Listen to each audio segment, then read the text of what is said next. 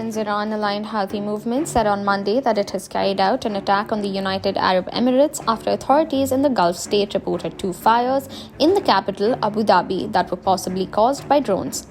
Abu Dhabi police said 3 fuel tanker trucks had exploded in the industrial Musafa area near storage facilities of oil firm ADNOC, and that a fire broke out at a construction site at Abu Dhabi International Airport. Initial investigations found parts of a small plane that could possibly be a drone at both sites that could have caused the explosion and the fire, the police said in a statement on state news agency WAM. The military spokesman of Yemen's Houthi movement, which is battling a military coalition led by Saudi Arabia and including the UAE, said the group launched a military operation deep in the UAE and would announce details in coming hours.